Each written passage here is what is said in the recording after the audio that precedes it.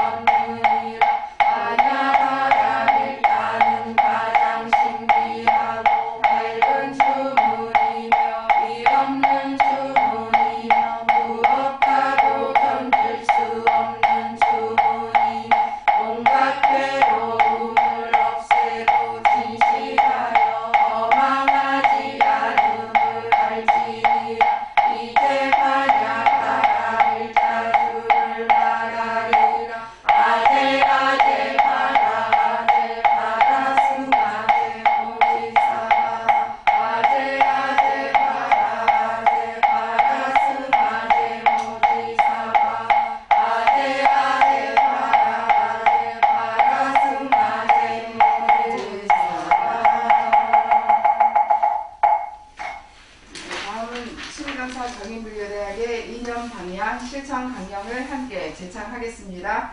누구나 정법하는 불교, 누구나 정법하는 불교, 누구나 포교하는 불교, 누구나 포교하는 불교, 누구나 실행하는 불교, 누구나 실행하는 불교, 기복적 불교에서 경전 중심의 불교로, 기복적 불교에서 경전 중심의 불교로, 교단주의 불교에서 실행 중심의 불교로, 교단주의 불교에서 실행 중심의 불교로, 형식주의 불교에서 수행 본의의 불교로, 형식주의 불교에서 수행 본의의 불교로, 우리는 불도를 성취하자. 우리는 불도를 성취하자. 우리는 불국 정토를 이룩하자. 우리는 불국 정토를 이룩하자. 우리는 불교 복지를 실현하자. 우리는 불교 복지를 실현하자. 법을 청하는 청법가를 함께 부르겠습니다.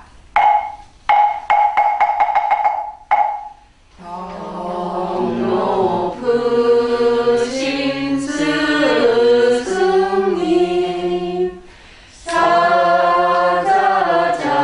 사자자에 오르사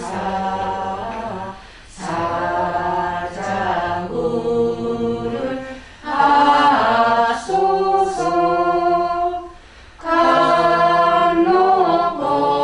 간노법을 주소서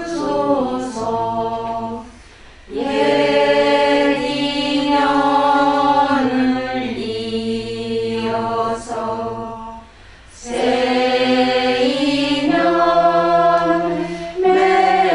맺도록 대자비를 베푸사 법을 설하옵소서.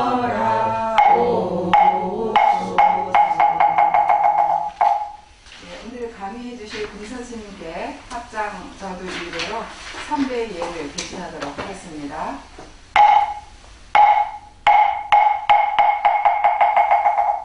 모두 자리에 앉아주십시오. 수업은 좀 짧지만 수업 중간중간에 불교에서는 어떤 수행이 있는지 예불이나 주력이나 이런 것들을 하나하나씩 알아보는 시간을 좀 가지려고 합니다. 참선을 좀 해보신 분이 있나요? 다니시면서 요즘은 그 시민 선방이 굉장히 잘 돼 있어서 참선을 하러 다니시는 분들이 생각보다 많은데 제가 수행을 하다 보니까 불교에서 가장 힘들었던 부분, 이해하기 힘들었던 부분, 수행하기 힘들었던 부분 중에 하나가 이 참선에 관한 부분이었던 것 같아요. 다른 하나는 이제 업에 대한 부분. 스님들이 절에 가면 이렇게 말을 하시는 스님들이 많아요. 네 업 때문이야. 그죠? 근데 그게 공부를 안 한 상태에서 그런 말을 들으면 어때 사람이 조금 운명론적으로 생각을 하게 되죠. 아니 어차피 정해져 있는 건데 굳이 내가 노력해봐야 뭐가 되겠어. 그리고 이 참선도 좀 어렵습니다. 그래서 제가 제 얘기를 조금 해보자면 저는 이제 전통 강원을 다녔죠. 전통 강원을 다녔고 해인사는 뭐 다 아시다시피 성철 스님께서 수행을 하시던 곳이라 그 성철 스님의 가풍이 좀 많이 남아 있어요. 우리 왜 성철 스님 책 보면 그 질문하려고 막 이렇게 사람들이 오면 3,000배 안 하면 질문 안 받아주시고 그런 내용들이 많이 적혀 있는데 비슷합니다. 뭘 하든지 다 3,000배를 시켜요. 해인사.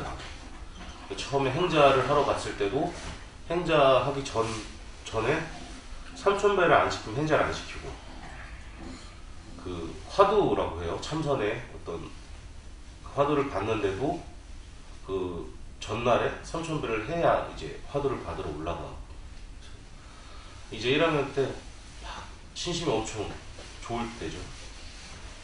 저를 아침에 못하게 합니다. 보통 아침에는 해야 될 일이 있으니까 뭐 마당도 쓸고 공부도 하고 그리고 뭐 교사 선생님들도 챙겨야 되고 이런 할 일들이 다 정해져 있으니까 아침에 못하게 하고 저녁 9시 삼경에 이제 종을 쳐요. 잘하고 종을 이렇게 3번 치는데 그 삼경 종이 치고 나서 저를 시작하는 겁니다. 삼경 종이 치고 새벽 예불이 시작하기 전까지, 그러니까 저녁 9시부터 오전 3시까지 삼천배를 끝내는 거예요. 삼천배를 끝내고 새벽 예불을 보고 이제 가상삼을 수한 상태에서 방장 스님한테 이제 그 화두를 받으러 올라가는 거죠. 근데 이 화두를 처음 딱 받았는데 화두를 받은 종이에 뭐라고 적혀 있었냐면 3글자가 적혀 있었어요. 이벗고. 그래서 화두를 들 때 이벗고 이렇게 화두를 드는 겁니다. 이벗고. 숨을 쉴 때 이, 내뱉을 때 멎고 이렇게 하면서 화두를 드는 건데 어때요? 처음에 들을 때 뭐 그렇게 쉬워? 이렇게 생각을 하는데 아니 그렇게 어려울 수가 없어요. 뭘 해야 되는지 모르겠는 거예요. 당최 어떤 생각을 해야 되는지. 뭐 참선을 할 때 수자회에서 그 간화선이라는 책을 낸 걸 보면 2가지를 중요하다고 얘기를 해요. 하나는 자신을 올바로 가르쳐줄 스승을 만나는 거고, 하나는 사교 입선, 그러니까 버릴 사에 교학의 그 교자, 교를 버리고 입선, 선에 들어간다 라는 거예요. 그 2가지를 중요하게 생각하는데, 뭐 올바른 스승은 어떻게 잘 찾아가서 만나면 되고, 사교 입선이라는 부분이 걸리는데, 이 사교 입선이라는 부분이 교학을 배우지 말고 선에 들어가라는 그런 내용이 아니고요.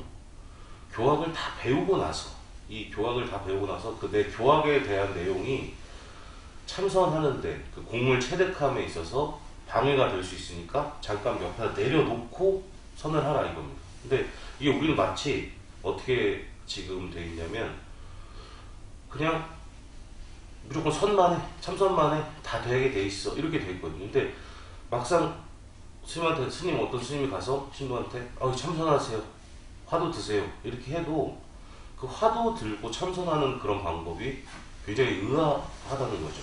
부처님의 어떤 수행을 모르고 그리고 참선에 대한 내용을 모르고 화두에 대한 것을 모른다면 그 참선이라는 걸 애시당초 할 수가 없다라는 부분이고, 그리고 오늘 수업해 드릴 내용 중에 하나가 이제 육묘문이라 해서 6가지 신묘한 문이다 라고 해서 모든 부처님께서 이 수행 방법을 통해서 부처의 과를 이루셨다라고 하는 그 내용인데, 그게 수수지관환정이에요. 그 순서가 있어요. 6가지 순서가.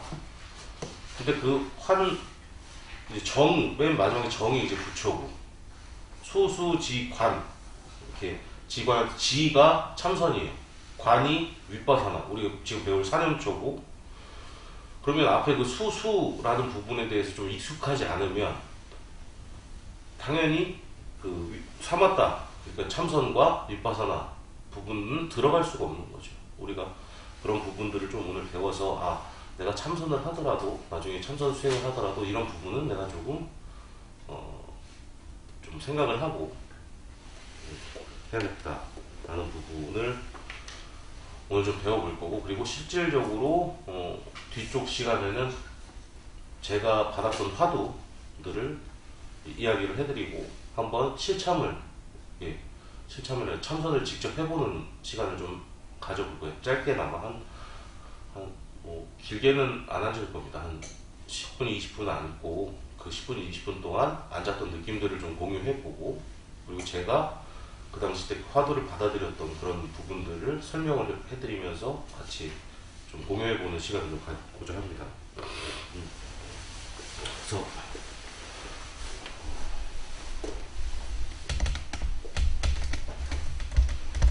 이 사념처라고 해요. 제가 저번에 수업 시간에 할 때 37조도품 혹은 37보리도품이라고 이야기를 했죠. 그 중에 하나의 수행 방법이고, 한글로 풀면 이렇게 됩니다. 4가지 마음 챙김의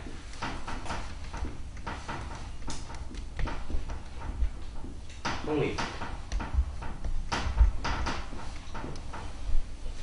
그래서 이런 내용이 왜 나왔냐, 부처님께서 이걸 왜 설하셨냐 라고 하면, 부처님과 아난다, 부처님이 10대 제자였던 아난다와 대화를 하셨던 그런 내용이 있어요. 그래서 안 한다가 처음에 여자를 보는 것에 대해서 부처님께 물어봅니다.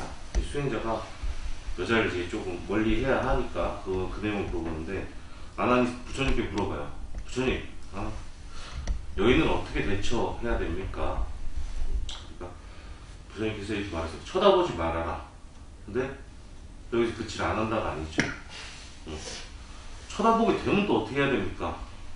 말하지 말아라.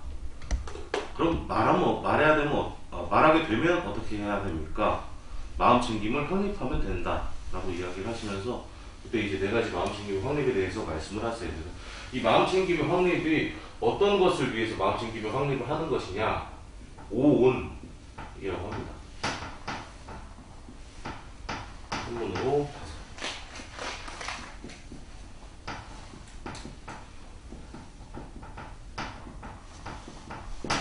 다섯 가지의 무더기들을 우리가 인지하기 위해 다섯 가지 무더기, 이 오온이 뭐냐면 우리 몸을 이루고 있는 다섯 가지, 혹은 요즘은 조금 의미가 좀 커져서 우리 현상계를 이루고 있는 다섯 가지의 물이다. 그래서 이 오온이 색, 수, 성, 행식이에요. 이 색은 물질, 육체를 말합니다. 수는 감정, 느낌. 그리고 상은 관념, 인식.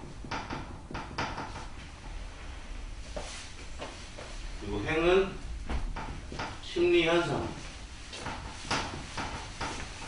마지막 식은 인식과 아르마리.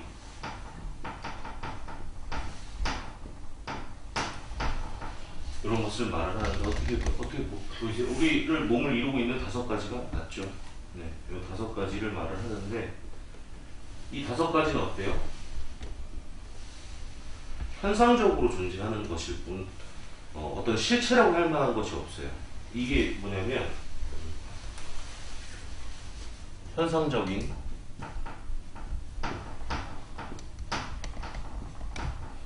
존재로서 계속 변화 한다는 얘기입니다. 하나 예를 들어볼까요? 색에 대해서 얘기를 해보죠. 우리가 몸이 어떻게 돼요? 지금 시간이 지나면 변해요. 변하죠. 늙어가죠. 네. 그 청년 야사 저번 시간에 청년 야사 비구의 출가 이야기를 했을 때 우리가 어떻게 몸에 그러니까 그 무희들과 같이 이렇게 막 연애를 하다가 그 연애의 모습에서 그 아름다웠던 무희들의 모습이 연애가 딱 끝나고 불이 꺼지고 음악이 꺼지자 어떻게 돼요? 밤에 탁 무심코 일어났을 때 봤던 모습이 더럽고 예쁘지 않고 이런 모습. 그래서 감정에 대해서 한번 설명을 해볼까요? 느낌, 예를 들어 어떤 맛있는 우리가 좋아하는 음식을 한번 생각을 해보자고요. 보살 뭐 좋아해요? 아구찜. 아구찜 좋아해요. 우리가 아구찜을 좋아하는데 내가 막 배고팠을 때의 그런 아구찜과 배가 부르고 터질만 할 때 그 아구찜의 느낌이 다르죠. 어떤 밥을 먹고 와서의 똑같은 음식을 보는 입장이 다르죠. 이런 내용이 뭐냐면 결국은 이런 다섯 가지의 것들이 계속 변화한다는 거예요. 하나에 딱 고정된 것이 없다는 겁니다. 그렇기 때문에 이걸 경전에서 뭐라고 하냐면 항상 하지 않다. 우리가 똑같은 걸 항상 하다고 하잖아요. 그래서 결국은 항상 하지 않다. 그래서 부처님께서 이 오온에 대해서 설하실 때 항상 하지 않은 것을 가지고 내 것이다. 그리고 하고 집착하는 것이 옳겠는가라고 말씀을 하세요. 항상 이 변하는 것들을 가지고 내가 이렇게 잡고 취착하는 것이 옳겠는가 비구들이요? 라고 물으니까 비구들이 아니요, 아닙니다 라고 이렇게 대답을 합니다. 그래서 이런 오온들을 없애기 위해서 우리가 수행해야 될 것이 결국 사념초 수행이에요. 사념초 수행이 신, 수, 신, 법입니다. 몸신자 그리고 느낌 숫자, 마음 숫자, 이렇게 네 가지를 수행하는데 어떻게 수행하냐면 이 신은 몸이 더럽다고 관하는 거예요. 그리고 수는 느낌이 무상하다.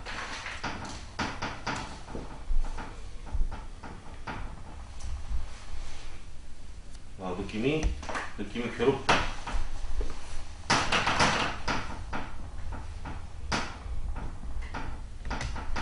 그리고 마음이 무상하다.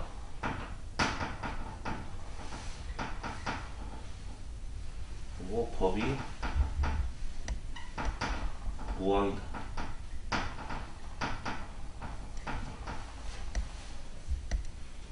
이렇게 이렇게 생각하는 겁니다. 그래서 이게 어떤 부분이냐? 이건 오온 중에 셋. 수념처는 수, 그리고 신념처는 식, 이거는 상과 행이다. 그래서 이런 수행이 어떻게 이루어져야 하냐면 우리가 예를 들어서 신념처 수행에 대해서 한번 생각을 한번 해볼게요. 신념처 수행. 이런 신념처 수행은 누가 해야 되냐? 색이죠. 색은 뭐예요? 물질과 육체죠. 몸이 더럽다고 관해. 어떤 사람들이 관해야 돼요? 내 몸에 집착을 하는 사람, 물질적인 것에 집착하는 사람, 이런 사람들이 신념처 수행을 합니다. 신념처 수행이 굳이 몸이 더럽다라는 수행 말고도 자비관 수행도 있어요. 다른 사람이 좀 자비롭고지길 바라는 그런 수행도 있고, 그래서 이 각가지 것들에 대해서 내가 이런 부분에 대해서 취착이 좀 심하다라고 생각을 하면 이런 부분들을 하는 겁니다.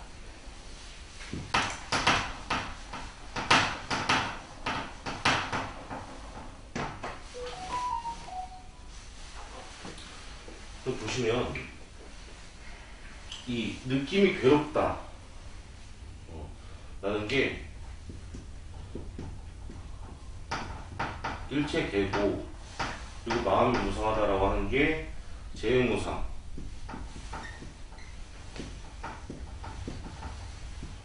그리고 그렇죠, 재범모아,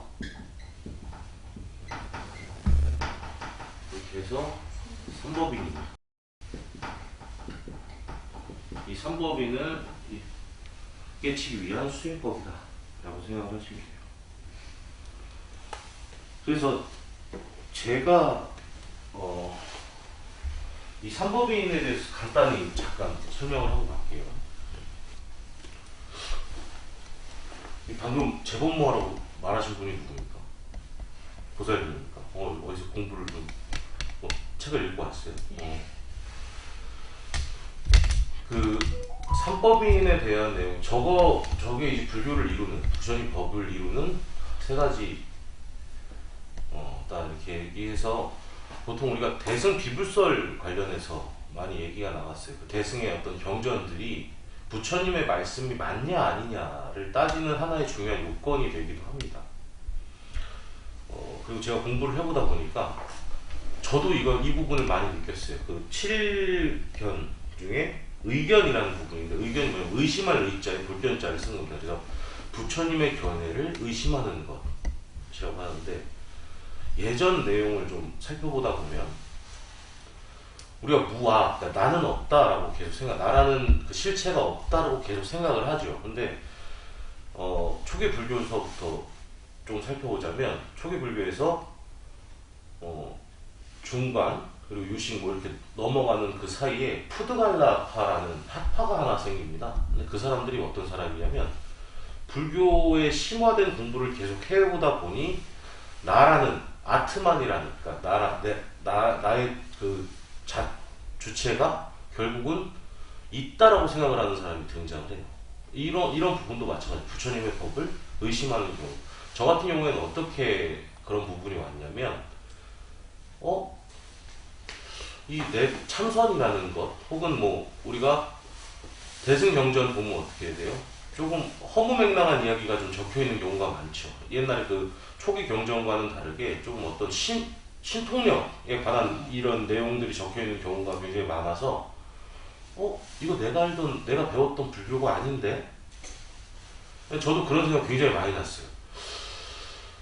저희가 1학년 때는 치문을 배우고, 2학년 때는, 도서, 사집이라고 하거든요. 도서, 네 가지, 근데, 잘 기억이 안 난다. 어쨌든, 4학년 때 돼서, 이제 3학년 때 대승 기신론을 배워요. 그리고 4학년 때 되면 화엄경을 배우는데, 이 화엄경을 배울 때 그런 생각이 엄청 많이 나는 거예요. 내가 여태까지 배웠던 불교랑 너무 많이 다른데? 그래서 제가 교사 선생님 찾아갑니다. 교사 선생님한테 가서 이게 조금 내가 생각했던 내가 공부했던 알아왔던 그런 불교의 내용과는 좀 다르다. 스님 이게 어떻게 된 거냐? 라고 물으니까 그 스님께서 저한테 뭐라고 얘기해 주셨냐면, 네가 잘못 봐서 그런 거다라고 이야기를 해주시면서 저 삼법인에 대한 이야기를 해주세요. 불교 학자들이 여러 명이 모여서 토론을 합니다. 대승 비불설에 관해서.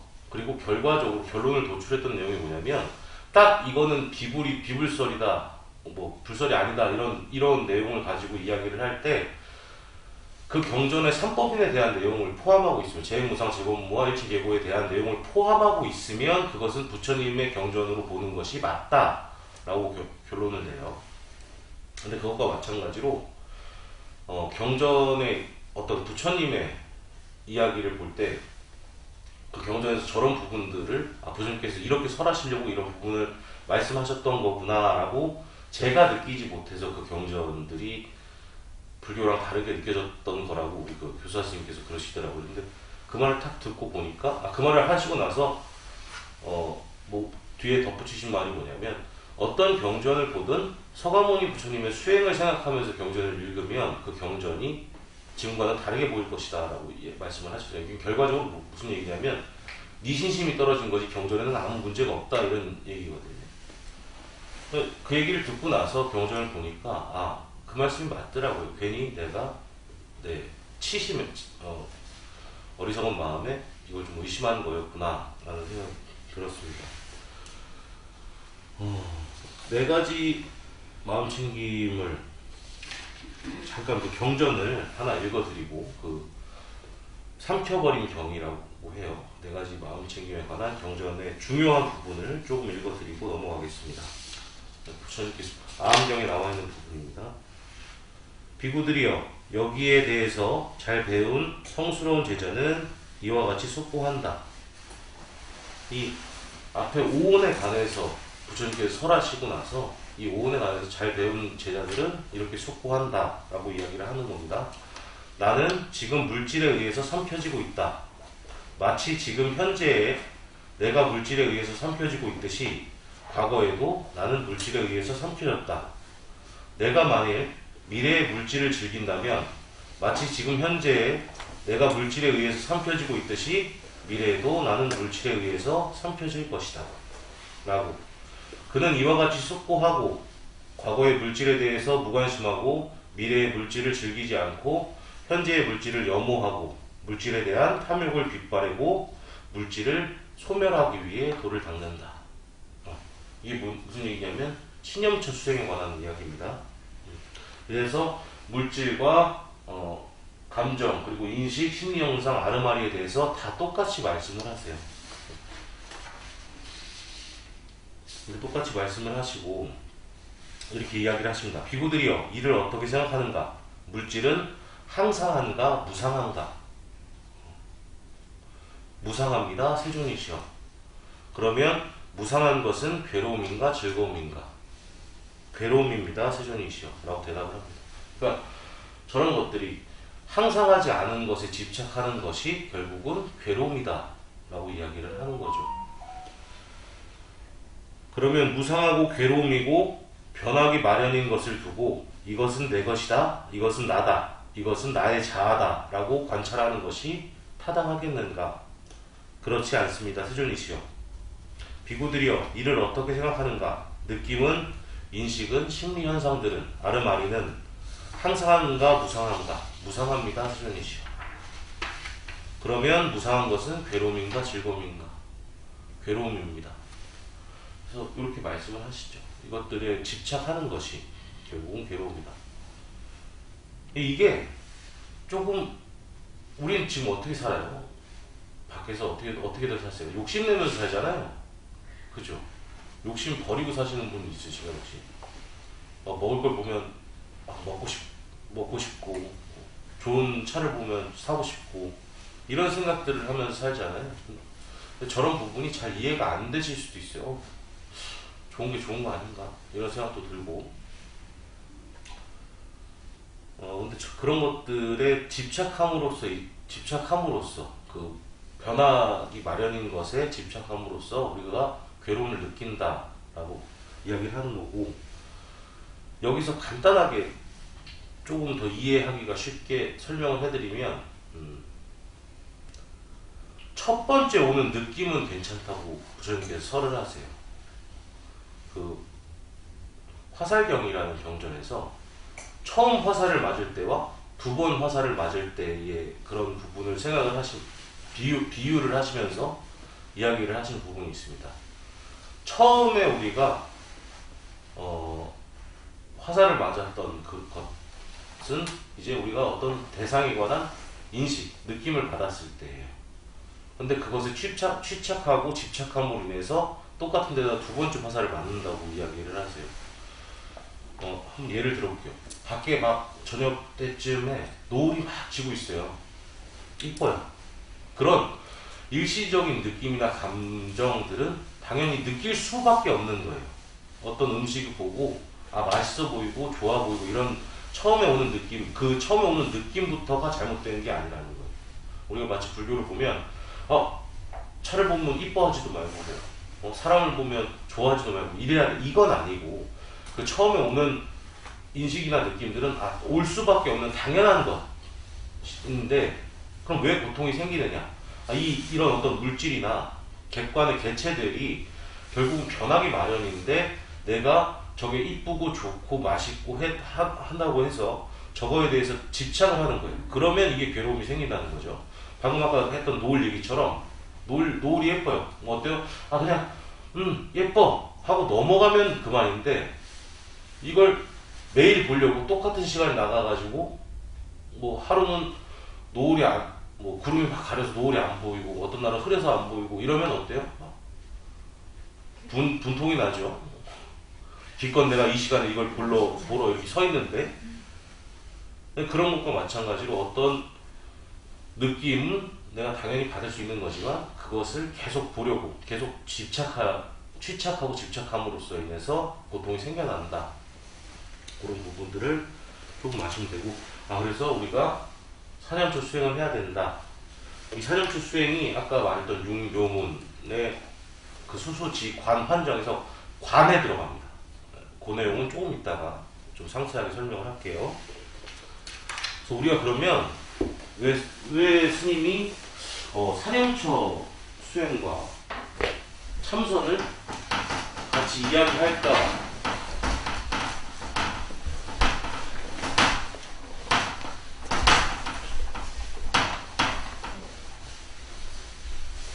대해서 조금 이제 이야기를 하고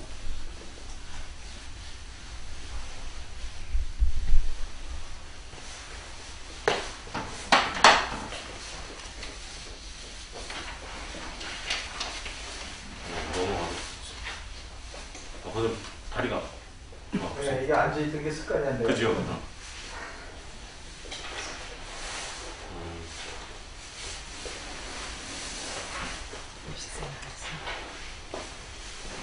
오늘 배워볼 게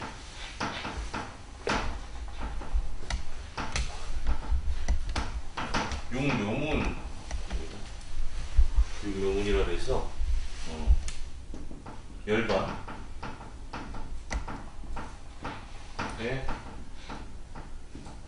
이르기 위한 6가지 수행법.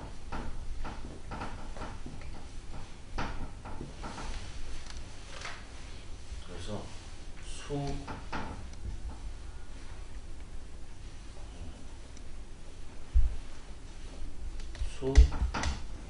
지, 관, 한, 정의. 처음에 수는 수시, 그리고 상수, 그리고 지, 관, 한, 정 이렇게 되어 있는데 수식은 뭐냐면 들숨과 날숨, 헤아리면서 마음을 평온하게 하고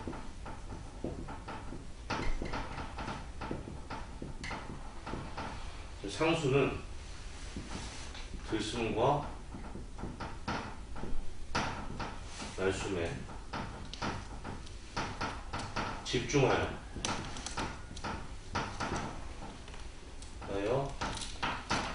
마음을 평온하게 함.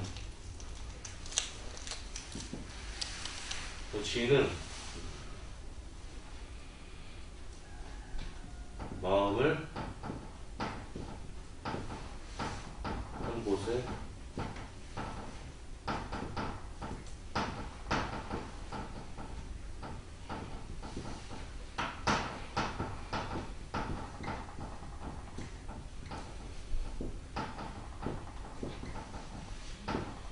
전란을 멈추고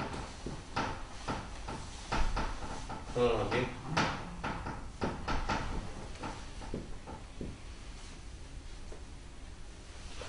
관은 지혜로서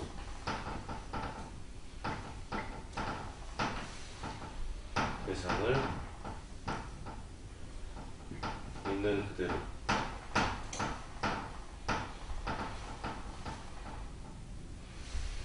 자세히 주시오.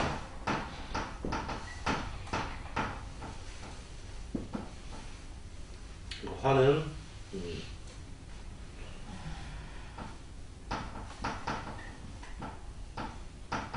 대상을 간주하는 마음을 돌이켜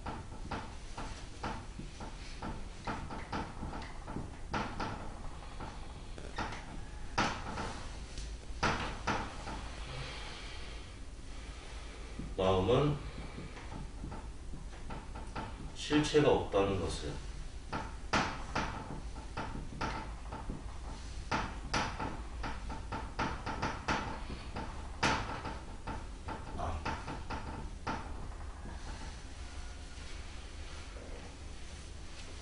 그리고 번뇌가 없는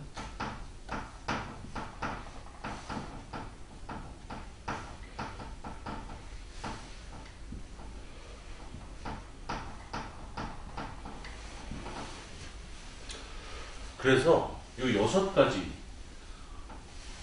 가지의 수행의 순서로 부처를 이룰 수 있다.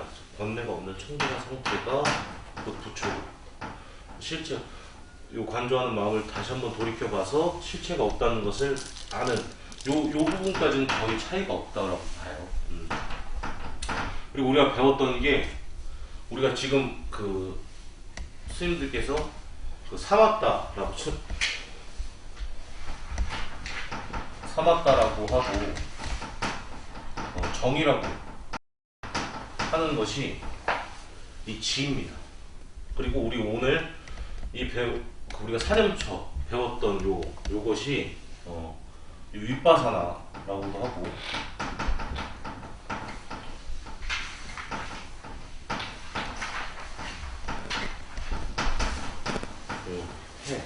지혜라고도 하고. 그래서 우리가 왜 사념처를 왜 배웠냐면 이 참선 수행을 할 때 너무 선정해 너무 고요한 상태에만 빠져 있으면 어때요? 올바른 지혜가 자라나기가 어렵다고 해요. 그래서 그 참선 수행을 함에 있어서 우리가 아까 했던 그 사념처, 우리의 몸을 인식하고 바라보는 그런 수행을 하면서 올바르게 우리가 수행을 하고 있는지 돌이켜보고 올바른 지혜가 자라날 수 있도록 지와 관 수행을 같이 해야 된다. 정과 해를 같이 닦아야 한다 라고 하는 게 이 수행법의 특징입니다. 그래서 정과 해를 같이 닦는다고 해서 정해 쌍수라고도 이야기를 합니다. 근데 스님이 이 얘기를 왜 했어요? 지라는 수행을 우리나라에서 지금 대표적으로 많이 하고 있는 수행인데, 아까 말했듯이 이 수행에 아무런 대비도 안 돼 있고 공부도 안 돼 있고 그냥 들어가면 너무 힘들다라는 겁니다. 그래서 요 앞에 요 두 가지를 우리가 좀 배우고 들어가야 된다. 그래서 오늘 요 두 가지에 대해서 좀 가르쳐 드리고, 그리고 어떻게 앉는 건지 그 얘기를 좀 해보고 실제로 좀 앉아보는 그런 시간 하고 마치도록 하겠습니다. 자, 수식 한번 볼게요. 수식이 뭐예요? 들숨과 날숨을 이해를 하시죠? 들어오는 숨과 내쉬는 숨. 그죠? 그러면 수식은 뭐냐면 수식이라고 하는 건 수를 세는 거예요. 어떻게 수를 세냐면 들어오고 나가고가 한 번입니다. 네. 우리가 딱 가부대를 틀고 앉아서 숨에 집중을 해서 숨이 들어오고 나갈 때 수를 하나를 세는 거예요. 그리고 1부터 100, 200 이렇게 계속 나가는 게 아니고 경전에는 1부터 10까지, 다시 10부터 1까지, 그러니까 1, 2, 3, 4, 5, 6, 7, 8, 9, 10, 9, 8, 7, 6, 5, 4, 3, 2, 1 이렇게 하는 거예요.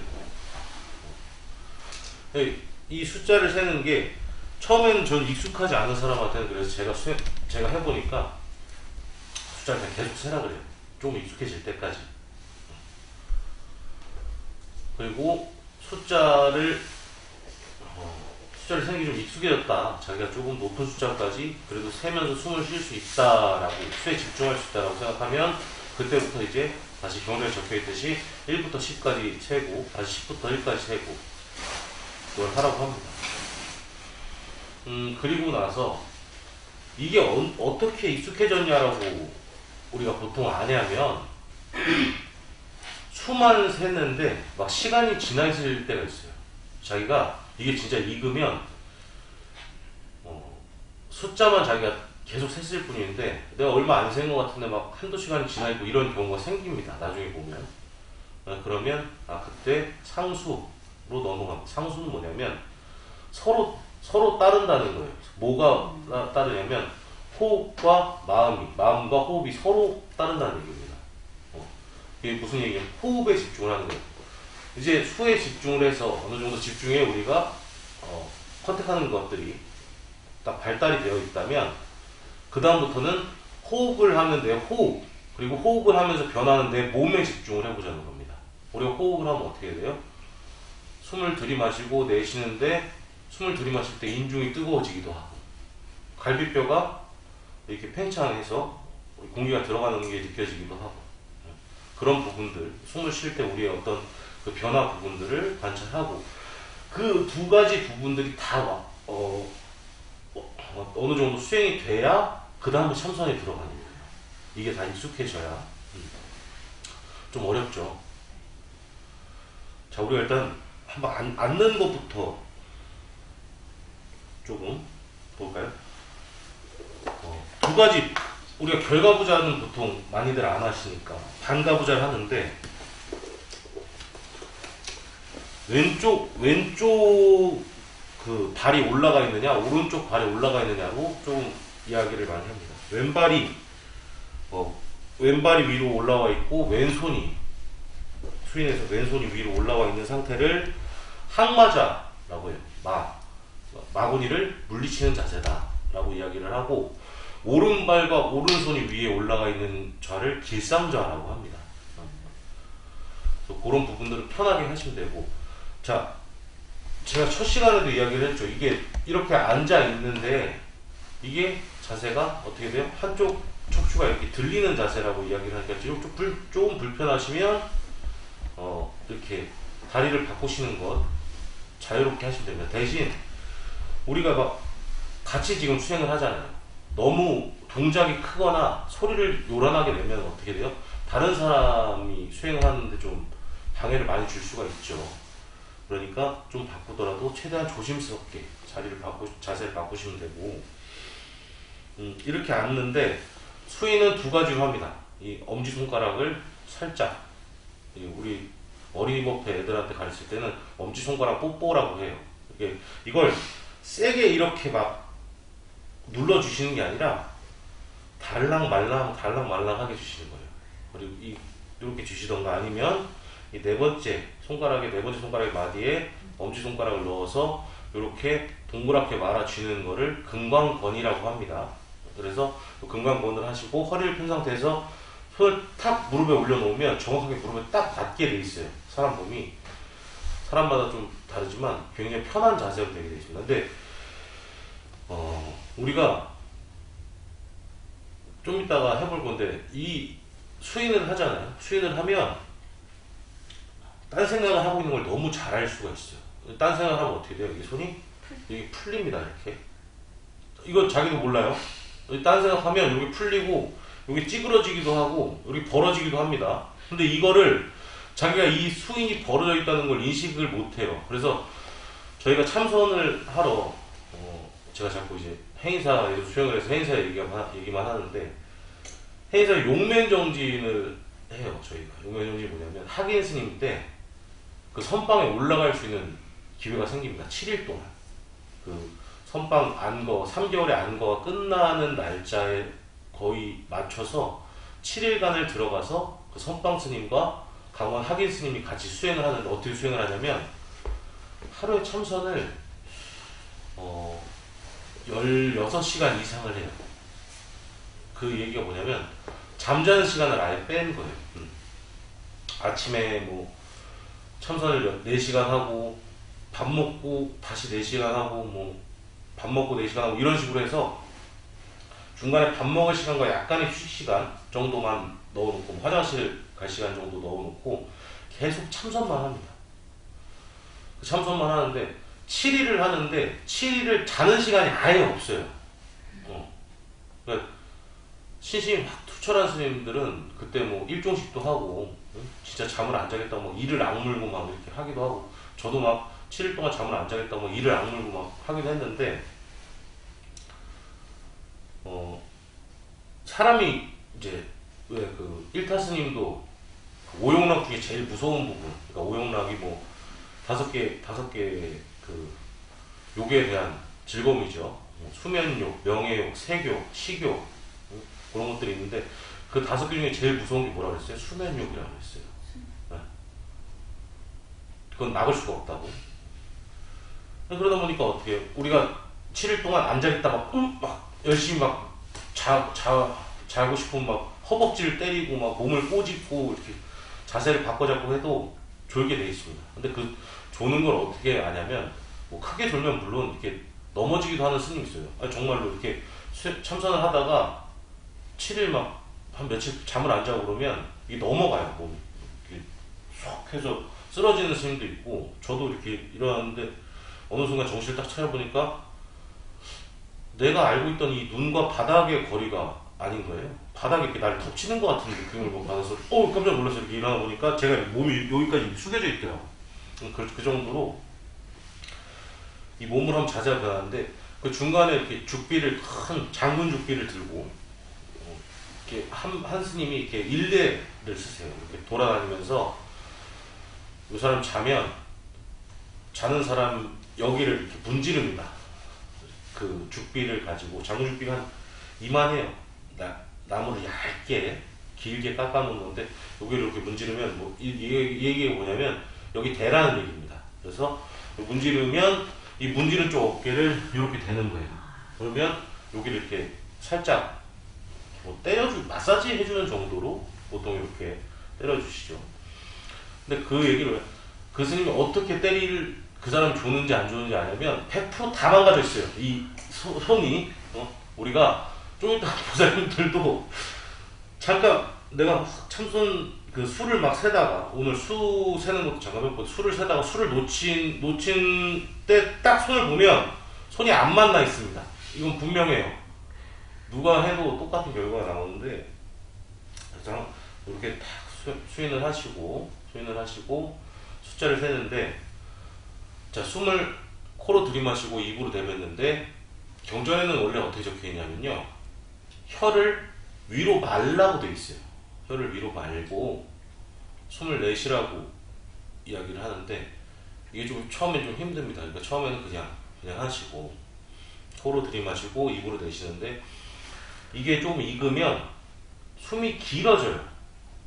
우리가 지금 일반적으로 한번 숨을 쉬어볼까요? 한 요 정도가 되죠. 근데 이게 숨이 굉장히 길어집니다. 예를 들어서 제가 한번 쉬어보면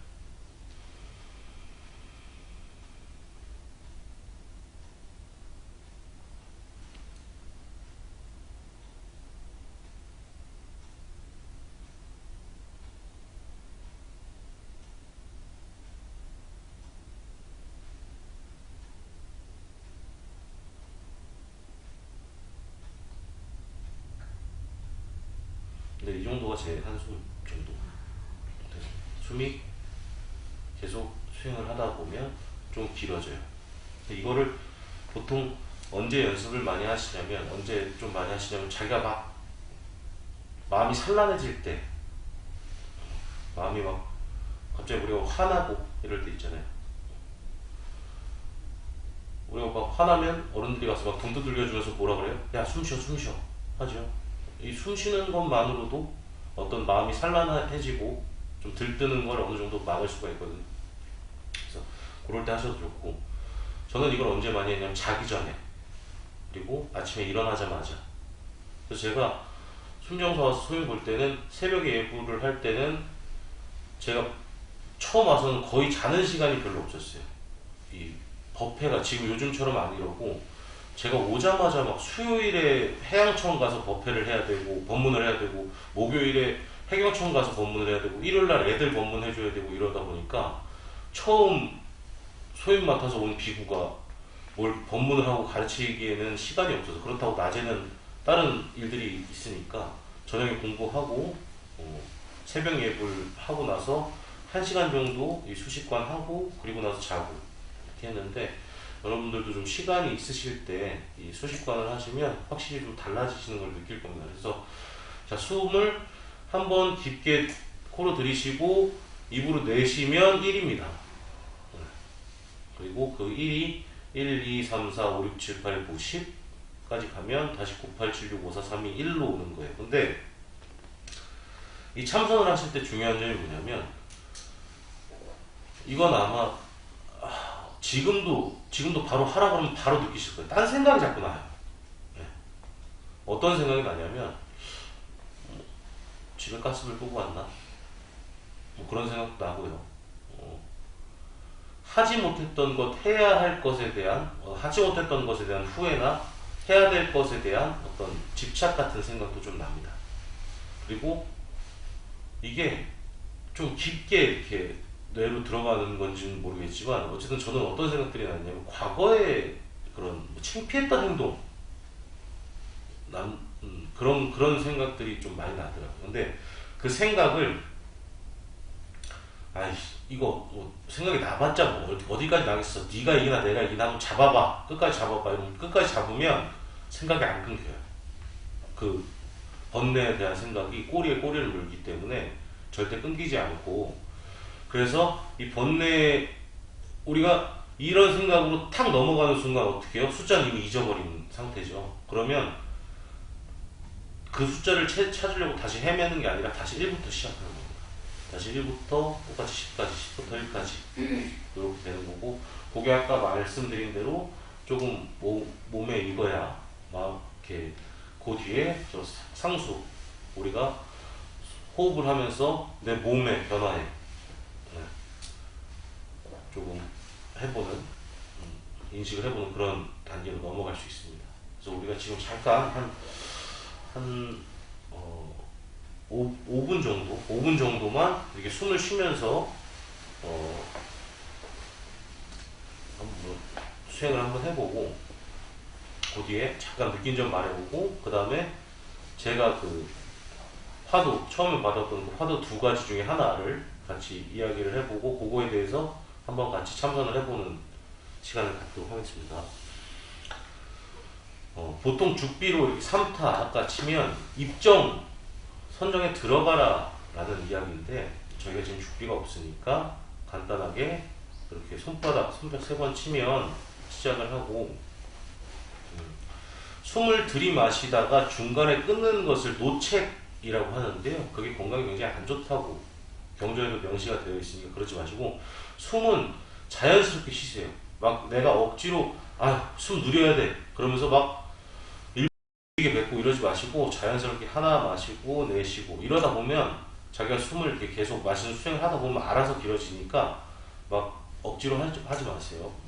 자연스럽게 하시면 됩니다. 그래서 하나를 마시고 내쉴 때마다 하나씩 숫자를 하는데, 우리 보살님들은 보살님들은 그래도 좀 여업하신 것 같으니까 우리는 1부터 10까지, 10부터 1까지 이렇게 해서 한번 한 5분만 좀 참선을 해보겠습니다.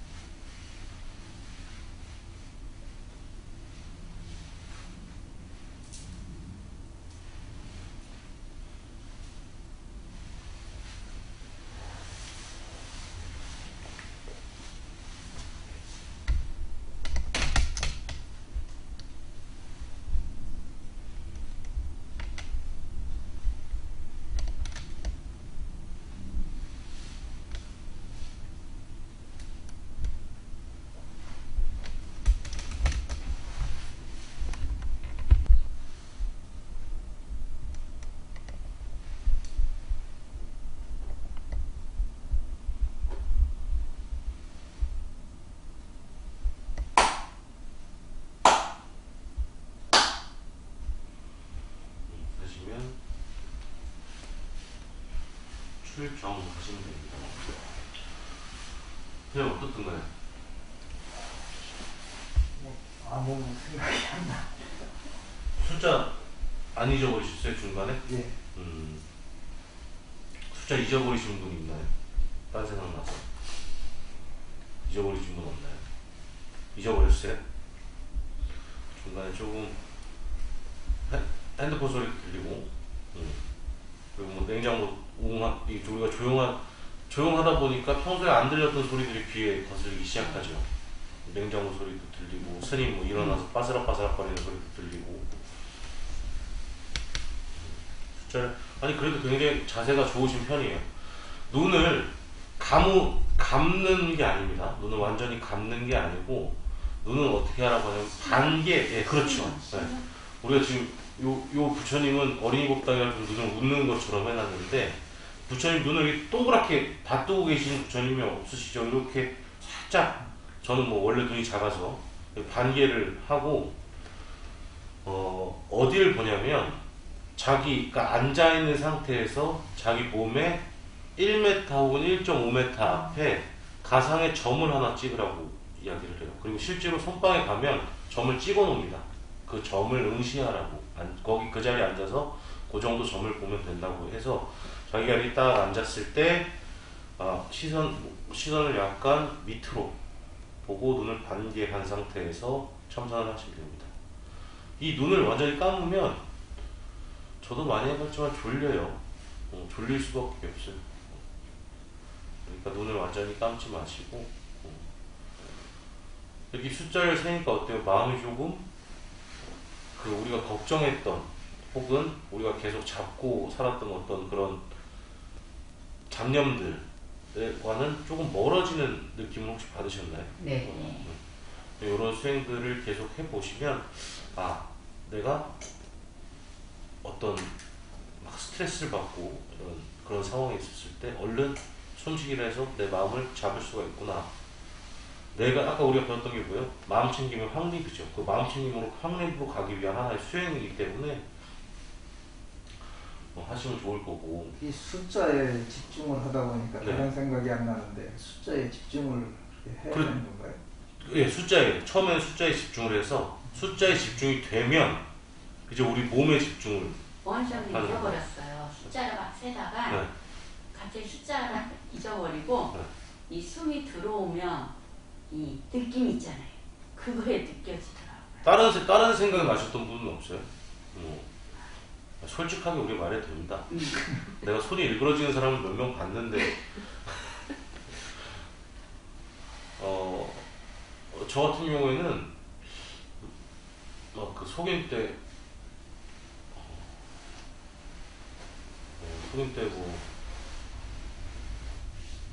제가 재밌는 얘기를 하나 해드리자면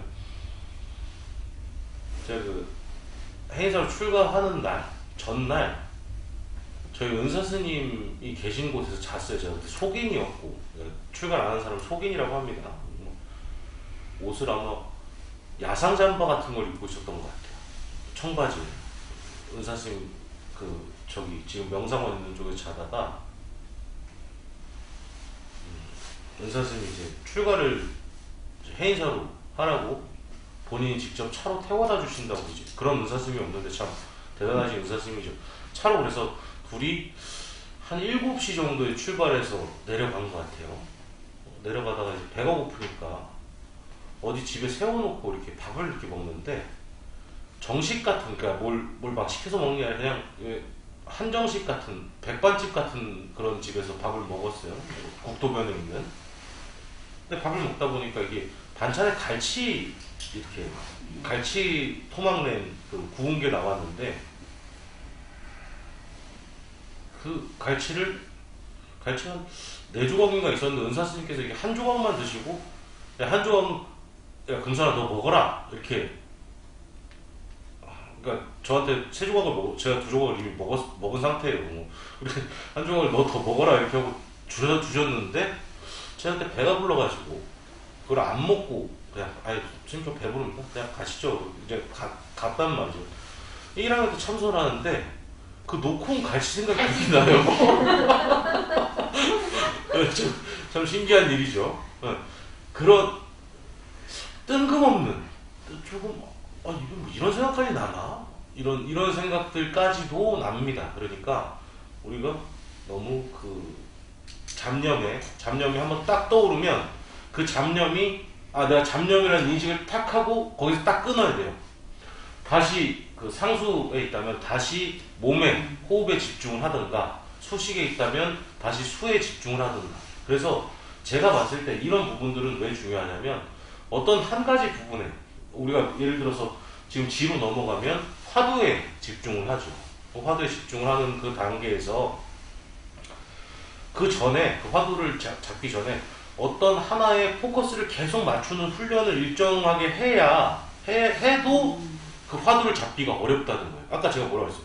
이 먹고 수행을 하면요, 손을 들이쉴 때 이, 내쉴 때 먹고입니다. 이것만 계속 하는 거예요.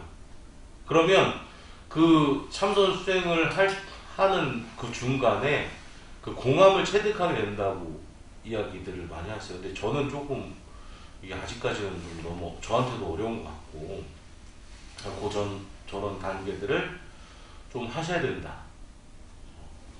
그리고 그 지를 하시면서도 아까 뭐라 그랬어요? 너무 고요한 선정의 상태에만 있어도 올바른 지혜가 자라날 수 없기 때문에 그 지혜에 있는 중간에도 내가 옳게 수행을 하고 있는지, 내 몸이 맞게 돼 있는지를 봐야 된다. 뭘로? 사념초 수행으로. 내 몸이 이렇게 호흡이 되고 있는데 내 몸이 이게 맞는지 아닌지 그런 것들을 좀 봐야 된다라는 겁니다. 그 아까 사념초 수행 중에 신념초 수행 중에 제가 자비관 수행이 있다고 말씀을 드렸죠. 제가 행자 생활을 하는데 약간 우울증 걸린 것처럼 이런채 이랬다 그러면 잘 안 믿으시는데 막 책상 닦다가도 눈물이 나고 이러더라고요. 처음에 그 3000배를 이렇게 막 하는데 내가 땀으로 자복이 젖는 것보다 뭐 왜 그런지 모르겠는데 눈물이 이렇게 많이 나더라고요. 눈물로 막 자복을 젖게 하는 게 더 많았던 것 같은데, 행자 생활을 하면서도 그랬어요. 이게 뭐 뜬금없는 그리움 같은 거, 내가 놓고 온 사람들, 뭐 이런 사람들 혹은 뭐 그 놓쳤던 것들에 대한 아쉬움, 뭐 그런 것들이 생각나면서 눈물이 막 나오고. 그래서 우리 스님한테, 우리 그때 가르쳐 주시던 교사 스님한테 가서 여쭤봤습니다. 스님, 제가 이런 상태인데, 그때 막 불교 부처님 생애를 배우고 있었을 때인데 어떻게 할까 그랬더니, 야, 그 집착이 많아서 그런 것 같다. 자비관 수행을 좀 해라 라고 하시는 거예요. 선생님, 그걸 어떻게 할까요? 그랬더니 밤에 이제 자기 전에 내가 저기 원주 스님한테 얘기를 해놓을 테니까, 행사원 보경당이라고 24시간 동안 열어놓는 법당이 하나가 있습니다. 그 법당 가서 절을 좀 해라. 그래서 한번 절하면서 부처님, 제가 자비로워지기를 발언합니다 라고 일배를 하고, 그 다음번은 부처님, 제가 아는 모든 이들이 다 자비로워지기를 발언합니다 라고 하고 절을 해라, 이렇게 얘기를 하셨어요. 그래서 제가 그거를 매일 뭐 108배도 하고 300배도 하고 500배도 하고 이렇게 해서 한 6개월 정도 했던 것 같아요. 그러니까 이걸 왜 6개월을 했냐면, 처음에 행자 예전에 말씀드렸다시피 시간이 없어요. 아침에 일어나면 행자들이 어떻게 살았냐면 3시에 예불을 하러 출발을 해요. 행자 그 대방에 앞에서 2시 58분에 출발합니다. 그러면 2시 50분에 일어나거든요. 일어나자마자 하행자들은 얼른 주방으로 내려가서 그날 스님 드실 김을 5분 안에 잘라야 돼요. 그래서 김을 다 잘라놓고 예불을 출발하는 거였어요. 왜냐면 그만큼 시간이 없어요. 그 공양을 준비할 시간이 빠듯하기 때문에 예불을 하기 전에 김을 먼저 잘라놓고 출발하고, 예불 끝나자마자 다시 공양관으로 들어와서 밥하고 반찬하고 이렇게 하는 게 일상이었어요. 근데 이게 제가 행자를 전에도 말씀드렸지만 좀 길게 했죠. 6개월 뒤부터는 제가 행자 반장이었습니다. 행자 중에 제일 고참 행자였어요. 그래서 저녁 시간대에 그 샤워를 다 하고 하면 한 30분 정도, 1시간 정도에서 30분 정도 개인적으로 이제 뭐 일기 쓰고 이렇게 수행 일지 같은 거 쓸 시간 혹은 뭐 방에 들어와서 약간 그 얘기할 시간 정도가 조금 남아 있었는데 그 시간에 이제 그 같이 행자 생활을 하던 도관 그 행자님들한테 양해를 구하고 절을 좀 하러 다녔습니다. 너무 좋죠. 그 사람이 이렇게 자비관 수행을 막 하다 보면 사람이 이렇게도 변하는구나라는 걸 본인이 느낄 정도로 많이 변해요. 수식관도 마찬가지예요. 수식관도 이렇게 하다 보면 내가 이 정도로 이렇게 차분해질 수 있는 사람이구나, 내가 이렇게 스트레스에서 멀어질 수 있는 사람이구나 라는 걸 본인 느끼고 달라질 정도로. 그래서 수행들은 본인이 한번 맞는 수행을 정해보세요. 기신론에도 그렇게 나와 있습니다. 자신의 근기에 맞는 수행을 하라고 나와 있기 때문에 우리가 수행이 많잖아요. 주력, 연불, 참선, 뭐 아까 말했던 그 사념처나 뭐 이런 수행들, 그런 수행들이 뭐 간경도 있을 것이고 경전을 적는 여러 가지 수행 중에 본인한테 맞는 수행을 한번 정해서 일정 기간 이상 그것들을 한번 해보는 것도 좋은 것 같아요. 이제 두 번째는 실참을 하기 전에 하나를 더 말씀을 드리고 실참을 좀 해보도록 하겠습니다.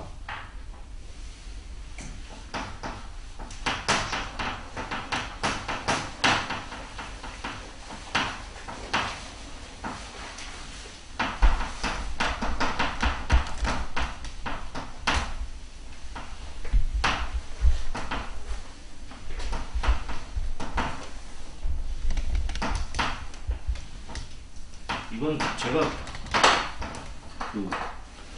맞게 수행한 게 아닌 편이라 사실 이런 말을 이렇게 막 하면 안 되는 건데, 그래도 스님이 어떻게 수행을 해왔고 어떻게 생각을 했다는 그런 부분들이 신도님의 수행에 좀 도움이 될 수 있는 부분이라 설명을 드리는 거지, 저기 막 금선생님이 저기 수행했더니 저기 맞대, 이게 아닙니다. 네. 못 그리는 그림을 여기 길을 두 사람이 이렇게 가고 있었어요. 두 사람이 가고 있는데 여기에 새가 한 마리 이렇게 떨어져 있는 겁니다, 땅에. 그래서 이 아이가, 이 새가 불쌍해서 자기가 들고 있던 이 병 안에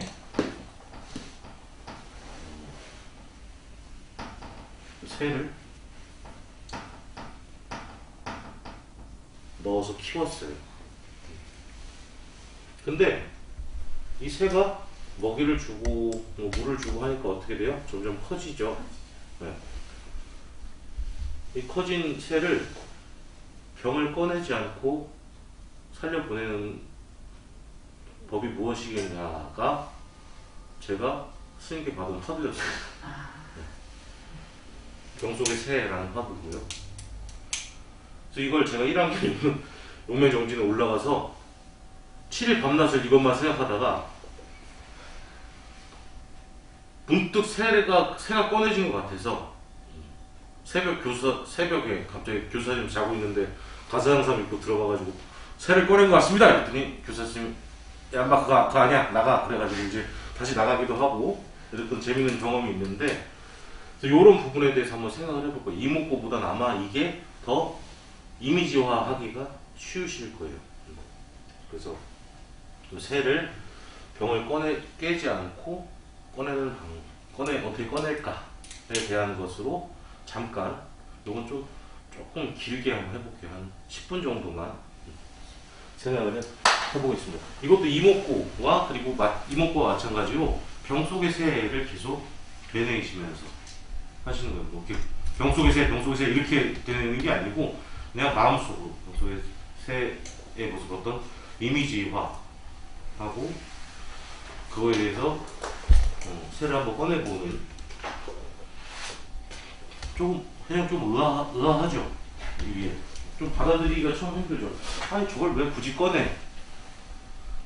근데 나중에 보면 이런 것들이 다 공함을 체득하는 어떤 하나의 방법이기 때문에 우리 조사 스님들께서 말씀을 하신 것이고, 그래서 한번 조사를 한번 꺼내보는 시간을 갖도록 하겠습니다. 숨은 똑같아요. 숨은 똑같고 우리가 자세를 유지하는 것도 똑같습니다. 단지 우리가 아까 수를 세던 것과는 다르게 이번엔 수에 집중하지 않고 저 병 속에 있는 새를 꺼내는 것에 집중을 하는 거예요. 자, 한번 해보겠습니다.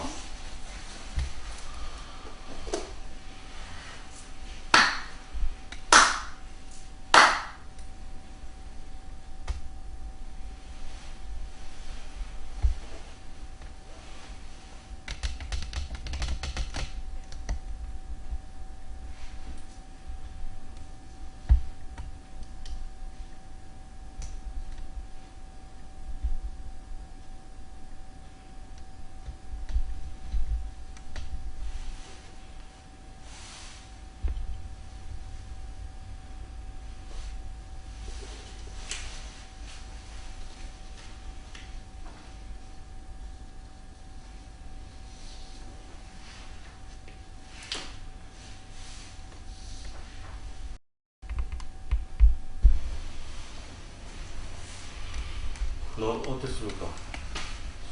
새가 꺼내지던가? 새가 꺼내졌어요? 다른 분들은? 요즘 어떻게 꺼내졌습니까? 물을 넣었습니다. 저도 물을 넣었어요. 꺼내지기 전에 저는- 죽지 않았을까? 저는 모기를 틀어주고 이렇게 날아 올라오니까. 다른 생각이 안 나던데요. 자, 새가 커서 꺼낼 수가 없다고 했죠. 예. 그 말은 뭐냐면 병 입구로 새가 나올 수 없다라는 이야기입니다. 요즘은 조금 시대가 많이 예전이랑 달라졌죠. 요즘은 인터넷에 막 쳐보면 이 내용이 적혀 있어요. 인터넷에 병 속의 새라고 검색을 하면 이것에 관한 에피소드가 적혀 있는데, 물론 책에도 나와 있습니다. 이건 워낙 유명한 일화라서 거사와 얘기하고 있던 도중에 이 새를 꺼내는 이야기를 했는데,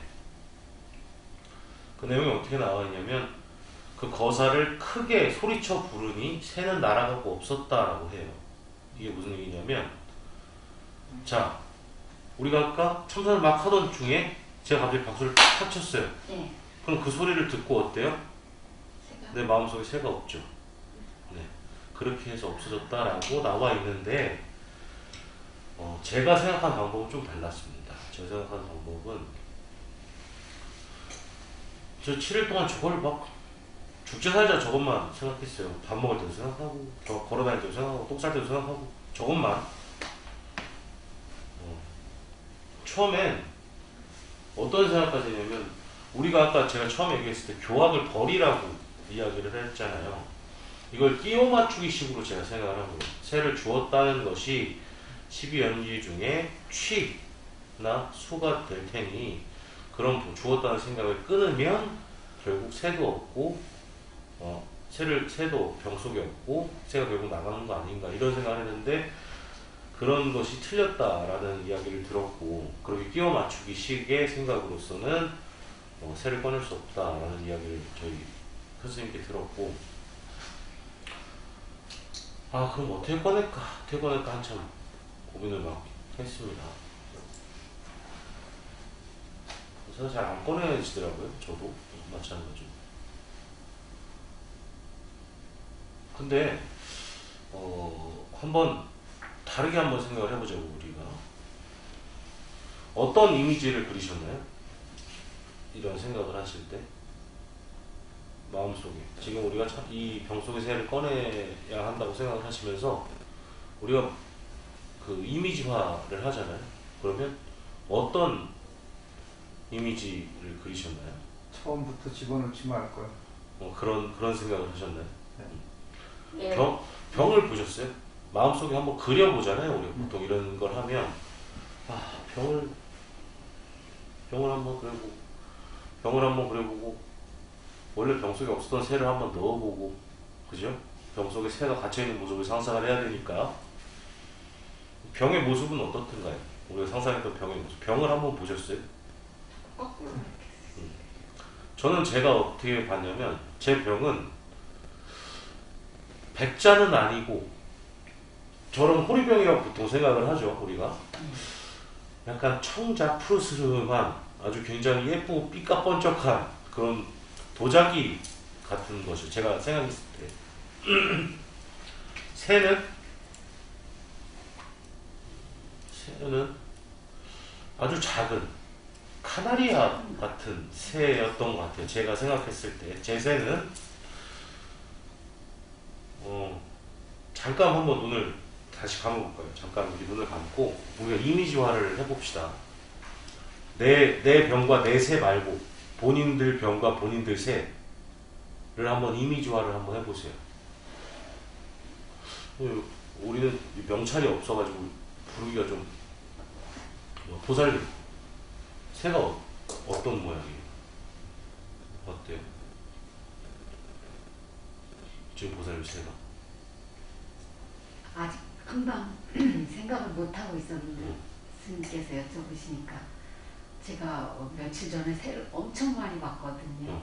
그 새들의 총 집합인 새이 많았는데 그 중에 새가 엄청 예쁘긴 많았는데 그 중에 새가 하나 떠오르는데 자, 그걸 한번 떠올려 봅시다. 예. 병은 어때요? 그냥 병은 어떻습니까? 그냥 병은 어떻게 생겼습니까? 병은 그냥 하얀 병인데 혹시 제 생각에 아래 구멍이 뚫려지지 않았을까요? 아래 뚫려 있어서 이렇게 들으면 내보내줄 수 있지 않을까 그런 생각이 좀 순간 드네. 위에는 막혀 있어도 아래는 뚫려 있지 않을까. 자, 병과 새에 관한 생각을 좀 해보셨나요? 방금 짧은 시간 동안 보살님은 병이 어때요? 저는 투명해요. 투명해요. 보살님은 어때요? 병이 좀 넓적했으면 좋을 것 같아요. 새는 아까 우리 보살님은 본새 중에 예쁜 새가 떠오른다고 하죠. 보살님은 참새. 참새. 보살님 저는 화려해요. 우리 뒤에 보살님은 노란색 카나리아서 회장님은 어떤 새가 떠오르던가요? 저는 투명한 병에 큰 새가 괴로워하는 거. 그죠? 병에 끼어서 괴로워하고 있어서 꺼내주려고 하다 보니 이런 생각을 하게 된 건데, 자 그러면 자 우리가 자 지금부터 한번 제가 말한 대로 한번 생각을 한번 해보세요. 병 속에 새가 있어요. 우리가 아까 말했던, 우리가 그 이미지화했던, 어떤 사람은 투명한 병이고 어떤 사람은 하얀 병이고 어떤 사람은 카나리아고 어떤 사람은 참새고 어떤 사람은 좀 그래도 덩치가 있는 새고, 자 그런 새가 병에 끼어 있습니다. 머릿속으로 그려지시죠? 그럼 새를 한번 관찰해 볼까요? 그 상태에서 새를 한번 관찰해 볼까요? 새가 어때요? 날개가 큽니까? 부리가 있나요? 발톱은 있나요?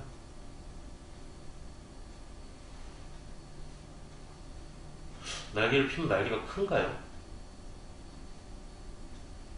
어때요? 날개를 피면 날개가 큽니까? 참새? 날개가, 보살님 새는 날개가 큽니까? 크진 않아요. 자, 우리가 새에 대해서 집중을 했죠, 지금 방금. 새에 대해서 집중을 하니까 병이 보이던가요? 이런 거라고 저는 생각을 했어요. 새에 집중을 하면 병이 없어지는 거. 제가 얼마 전에 그 원에 대한 이야기를 했었죠.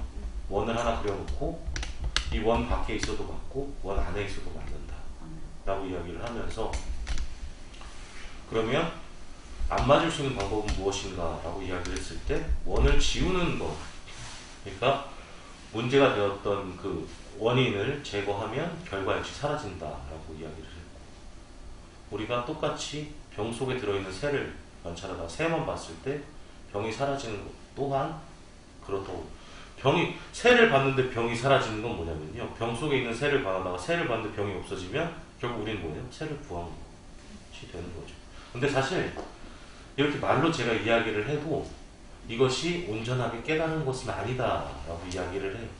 우리가 문자로 표현할 수 없는, 문자로 그 깨달은 것을 표현하게 되면 결국 그것은 깨달은 게 아니다라고 이야기합니다. 저 역시도 뭐 이렇게 제가 그냥 이렇게 그런 생각을 해봤다라는 후일담을 적을 뿐이지 제가 뭐 이걸 가지고 와 내가 깨쳤어 이건 아니고. 그래서 요런 부분이에요. 아 내가 한번 어떤 문제에 대해서 깊게 한번 생각을 해보고 어떤 것에 한번 깊게 집중을 해보면서 내가 한 걸음 더 부처님의 공부에 다가갈 수 있겠구나라는 생각을 한번 해보는 거고, 생각보다 참선이 어렵지 않죠. 아마 저희 교사 스님이 저한테 저런 화두를 내주셨을 때도 저거 가만 보니까 죽어도 참선 안 하게 생겼는데 저는 좀 그렇거든요. 저는 아직도 사실은 참선에 좀 회의적입니다. 왜냐하면 초기 불교에서 깨달음의 과정을 이야기를 할 때 저런 수행을 통해서 이 욕이 되고 이 욕을 통해서 염오심이 생기고 염오심을 통해서 이욕이 된다고요. 이욕을 하고 해탈 지경 깨닫는 과정으로 가는 건데, 염오심이 뭐냐면요 싫어하고 꺼려하는 마음이에요. 이 욕, 그 염오심이 생긴다는 거. 아까 우리가 말했듯이 항상 하지 않은 것들에 내가 집착을 하고 있었구나. 저건 항상 하지 않은 것이야 라고 어떤 객관적인 물체를 봤을 때 내가 저걸 싫어하고 꺼려하는 마음이 들고 나서 이 욕, 떨어질 욕심에서 멀리 떨어지는 작용이 생기고 난 후에 해탈과 해탈 지경이 이루어진다는 게 어떤 초기 불교의 깨달음의 메커니즘 같은 겁니다. 근데 그런 부분이 저는 참선에서 잘 느껴지지 않았어요. 그러니까 아까 말씀드렸죠. 개별적으로 어떤 낳는 본인의 근기에 따라 받는 수행이 있다고 말씀을 드렸는데, 저는 사람은 윤리책에서 우리가 나왔던 그 성선설, 성악설, 성무성악설 그런 부분에서 봤을 때 저는 성악설의 입장이 좀 가깝다고 봐요. 왜냐하면 인간은 계속 욕심을 추구하는 존재. 근데 불교는 어때요? 불교는 성선설에 가깝습니다. 인간은 본래 부처가 될 가능성을 가진 존재다. 그죠? 그러다 보니까 조금 그런 부분들이 어려웠어요. 이렇게 참선이 참 어렵게 느껴지는 거죠. 저 같은 경우에는 나는 이렇게 욕심이 많은 사람인데 과연 저 화두를 통해서 내가 그 공함이 없어질까? 이게 공함을 체득할 수 있을까? 욕심이 없어질 수 있을까? 그런데 알고 봤더니 아까 우리가 육명문 설명했던 것처럼 정말 고요한 선정만으로는 올바른 지혜가 자라나기 어렵다. 그래서 중간에 관법 수행을 같이 해야 한다라는 게 맞는 거였고, 이렇게 배워보니까 그래도 대뜸 모르고 어때요? 우리가 야 화두 들어라 이렇게 얘기했을 때보다는 조금 그래도 이렇게 정도는 우리가 준비가 돼야 우리가 화두를 탐구할 수 있는 그런 사람이 되는 거구나 라는 것까지는 오늘 좀 아시겠죠. 그래서 가시더라도 우리가 나중에 어떤 처에서 어떤 수행을 할지 잘 몰라요. 저 같은 경우에도 원래 이렇게 제가 이렇게 3, 4년 동안 절에서 소인만 보게 될지 몰랐습니다. 사실 저도 막 어디 다른 데 가서 공부하고 이럴 줄 알았는데, 우리가 앞으로 지금 이제 불교의 초입에 계신 분들이잖아요. 어떤 수행이 본인한테 맞을지는 아직 확답하기 어렵습니다. 지금 내가 저처럼 나도 참선이랑 잘 안 맞는 것 같아 하다가도 나중에 정말 불교적으로 쭉 배우고 나보면 그때 내 생각이 틀렸구나, 난 참선이랑 정말 잘 맞는구나 해서 심리선방에 들어가실 수도 있는 거고, 아니면 나는 저렇게 배웠지만 연불주력 그런 쪽이 나한테 더 잘 맞는다 그러면 연불주력 강경도 할 수 있는 거고, 하다못해 나는 이렇게 배웠더니 다른 수행보다는 야 그냥 내가 버는 거 뭐 그런 부분으로 인해서 내가 선행을 하는 것이 더 나한테 잘 맞는 수행법인 것 같다. 그럼 또 같이 모여서 좋은 일도 할 수 있는 거고 그런 거죠. 그래서 지금 너무 수행법에 대해서 딱 닫아놓고 이렇게 저건 나랑 안 맞아 이렇게 생각하지 마시고 저런 수행법도 있는데 저건 나중에 저런 부분을 좀 더 보완해서 내가 한번 해봐야겠다 이렇게 항상 어떤 수행에 대해서 긍정적인 마음을 내시고 하셨으면 좋겠고 이 뭐 때인 만큼 요즘 공양이 안 되죠. 공양이 안 돼가지고 조금 원래는 저번 밤까지만 해도 공양을 좀 하고 나서 이렇게 같이 차도 한잔 하고 이렇게 했는데 뭐 차를 드실 분 잠깐 이제 오늘 수업은 이걸로 마치고